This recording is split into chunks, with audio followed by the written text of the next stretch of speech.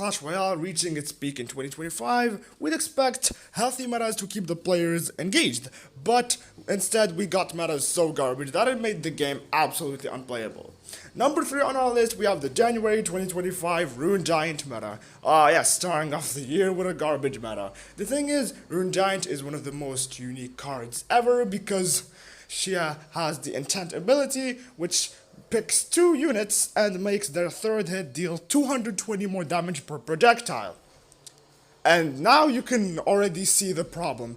Per projectile. What about the Hunter and the Firecracker? Exactly. They became the best cards in the game because the whole multiple bullets thing was actually a bug. Probably intentional.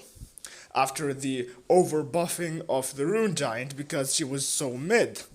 And in the end we had pushers which were essentially, okay, Rune Giant, and then Hunter and the Firecracker, and maybe Inferno Dragon, and whatever other card has insane hit speed or multiple projectiles.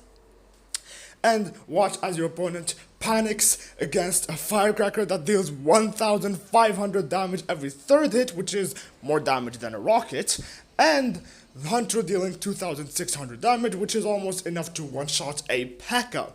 And in the end, as I said, the meta was just about spamming these pushes and cards, and the surprising thing is that the meta only lasted 9 days. Yet it was so insufferable because the meta cards were so few yet so impactful. In the end, Rune Giant was fixed and pretty much nerfed to the ground, and now she's the worst win condition in the game. But her meta will always be remembered as one of the worst because, as I've already said, there were such few meta cards, but they were so toxic. So let me show you a meta deck in 2025. Notice anything wrong? Yes, it's 2.1 average elixir. Well, this belonged to the second contender of our list, the April 2025 hyperbait meta. Hyperbait. You can already tell there's nothing good with this name.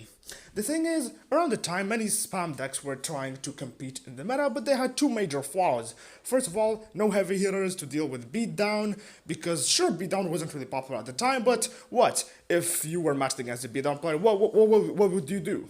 And also, there was no tank or mini tank.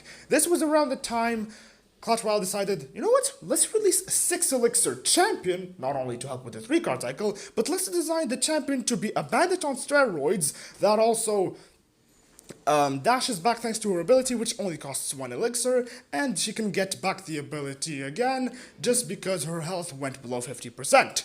And that's how the boss bandit was introduced. She was literally introduced only to boost the hyperbait meta, and she achieved a 29% usage rate, which is definitely not balanced for a champion. Although it is much lower than other champions at their primes, and I've made a video about that, so if you want to check it out, you can go ahead. Anyways, back to our topic. What about the heavy hitters then? This is where the evil dart goblin shined. The thing is, the moment this guy shot 1 dart at your push, it was gone. Because the poison cloud lasted 4 seconds and it just dealt area damage. And most beatdown pushers are crammed, so it was pretty much bye-bye. Even if you had the master levels of precision or prediction, it was no use. In the end, we had metas that included Suspicious Bush Evil Wallbreaker spam, Dart Goblin, not only to keep annoying your opponent and sniping their offense or defense, but also to completely erase their pushes with the evolution. Later, we got the evil skeleton barrel, which only reinforced bait, and the meta was pretty much at its worst back then. But thankfully, around July, many hyperbait meta cards were nerfed after Clash Royale made their bag. So what happened? The boss bandit got a rework after a pretty laughable 3% HP nerf, which pretty much made her a regular champion. And then the Evo Dart Goblin got one of the harshest nerfs, the Poison Cloud going from 4 to 1 second. And most of these balance changes were around August 2025, and it was only to leave room for an even worse meta, a meta so brain rotten, so brain dead that it was actually competing with Giant Poison of 2016 in terms of brain rottenness. And of course, I'm talking about the Pekka Goblin Giant meta, but not the around April or version. I'm talking the August version when Furnace got a rework. There was not one, not two, not three, not four, but 12 different broken cards around the time. And with the Royal Chef, things got even worse because the strategy was simple. Place Goblin Giant, maybe Pekka or Furnace depending on your liking, and later, when you would get to the evolutions, just make the biggest push in existence. Forget defense, okay? Just spam everything, and if your opponent dares to go with Swarm, easy, Goblin Curse Rage. If they go with Mini Tank, Goblin Curse because of damage amplification. And if they try to use a ranged unit, Goblin Machine. This deck had everything in terms of offense, which was why you would see players absolutely not bother defending, and then they would just go, you know what, yeah, just keep spamming everything, and the worst part was that it worked. And around the time, Evo Furnace reached one of the highest usage rates ever, and even the highest usage rate in Evolution ever recorded, 80%. Yes, and what did this lead to? Poison peaking in terms of usage, and this also led to Graveyard occasionally appearing. So, and we also had the Spirit Empress, who was pretty much a better flying machine, but after she got absolutely massacred after her 2 weeks of relevance, players decided, you know what, let's just go with Furnace or even Prince, etc.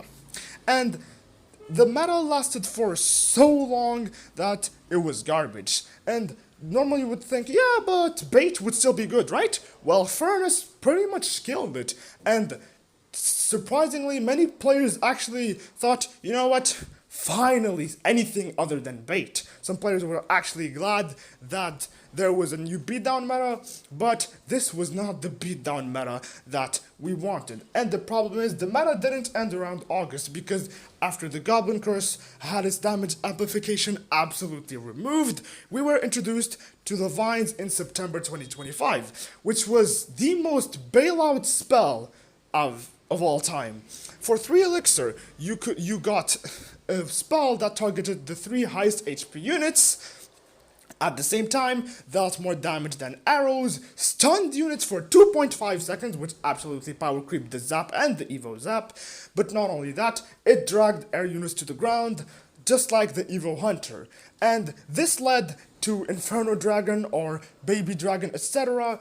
becoming irrelevant, because there was pretty much no safe way of dealing with the deck.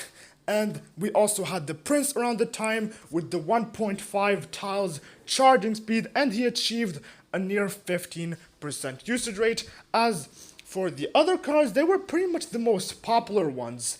Goblin cards had a near 10% usage rate, and generally the top 8 cards in the meta were the ones used in the Pekka Goblin Giant meta, or just Goblin Giant, Goblin Machine in general. And Vines recorded an 80% usage rate. And that was after an emergency nerf. Even before the emergency nerf, it had a smaller but still crazy usage rate of 60%.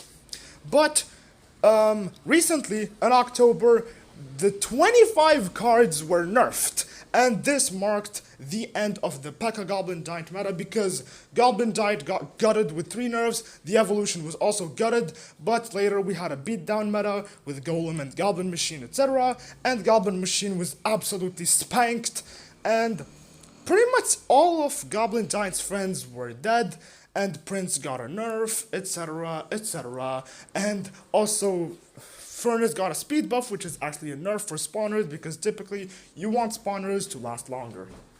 And this is how the Pekka Goblin Giant meta died, and fun fact, it actually existed around 2023 and was present in December 2024 with the Royale Chapter's release, but it was around August where it reached its absolute peak in terms of usage. And there was also the time where Cannoneer got popular, which also again made Graveyard popular.